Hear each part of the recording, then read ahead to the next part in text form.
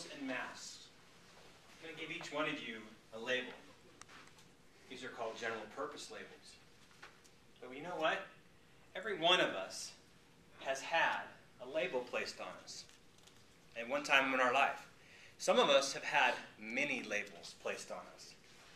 Some of the labels that we've heard, maybe smart, maybe gorgeous, maybe intelligent. Maybe you were really good with your hands. Somebody said, you know what? The label I have for you is that you are good with your hands, and you should probably do something in your life that has something to do with your hands. Maybe you've been labeled a Caucasian, Hispanic. Maybe you've been labeled a good friend. Maybe even you've been labeled some of the negative things in life. Maybe those labels would go like this. Maybe you were heavy. Maybe you were too skinny. Maybe you couldn't talk to people. Maybe you were so introverted. Who's ever heard I'm shy? You're shy. You never speak. You never do anything. Those labels that we placed on people, sometimes by well-meaning relatives, sometimes by well-meaning friends, sometimes in anger, we take them. Everybody takes a label. Sometime in their life they take it. What it does is it produces the negative side of taking a label, produces what we call a mask.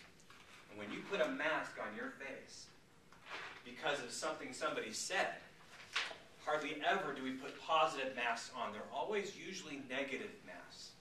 Stuff that is said to us to block us from getting hit by something we don't like. Or it can be a positive thing, but not yours. Meaning, I was never a business guy. I was never a guy that worked well with numbers. I never really liked numbers. But I had a bunch of people tell me, you should be in business, because guess what? One of the labels I was told is you're really gregarious and outgoing and fun. And I love people, so you should be a salesman. You should be in business. Well, what the problem is that mask gets all of that attention. If I succeed in sales, the mask gets the attention. If I get accolades, the mask gets attention.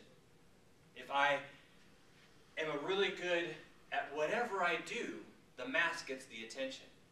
And what I want to caution everybody is when you're getting attention, your mask is getting attention, and you, who you were meant to be, who you were designed to be, what your passion is in life, doesn't get it, you feel empty and somewhat as a shell.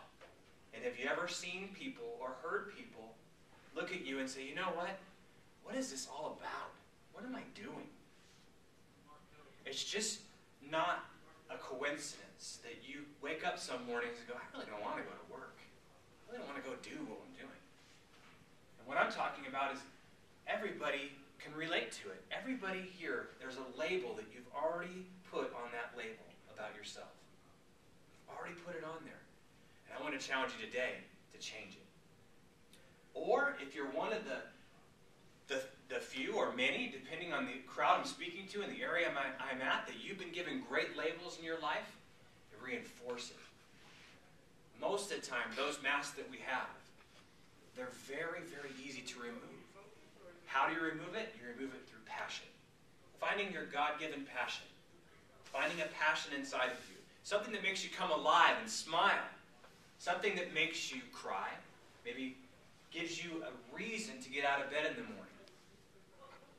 And, you know, it's funny is, I look at America's Got Talent or Britain's Got Talent. Who here has heard of Susan Boyle? Raise your hand. What mask did she wear for 30 years, 40 years? When she got up there and she brought the house down and just everybody was so amazed. How did she do that? What did she do? I've got a couple insights to that. The first thing is love it or leave it. If you love what you do, love it. If you don't, leave it. Hire it out. Find someone else to do it. Love it or leave it. There's so many people that keep on doing what they're doing over and over and over again and reinforcing a mask or a label that they put on themselves. The second thing you can do is look at what CDs you buy, music-wise, or iPod-wise, I should say now. What music do you download? What movies do you watch? Look at your credit card statements. How many credit card statements do you have where you've bought something that's your passion?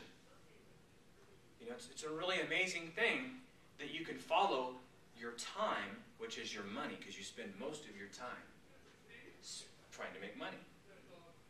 Amazing thing about passion is passion is not found in thinking. Passion is found in your heart. So if you start thinking about passion, you probably won't get very far. But if somebody can arouse that thing in you to get it surfaced so people can see it, it's amazing. The third thing that you want to do is you really want to know what it is that you like to learn about. What do you like to teach? What do you talk about all the time? Ask a friend. What do I talk about all the time? Sometimes we don't even realize what we're doing. The fourth thing is stop trying to obviously think about it, but go do something. Action is one of the best cures to do anything to find passion. Stop thinking about it and just go. I just want to challenge every one of you in the room today to find something to put on that list. There's 6 spots on those labels, and you know what? Start there.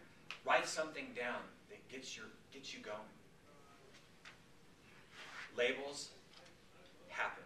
That people say them to you. They're said to your kids.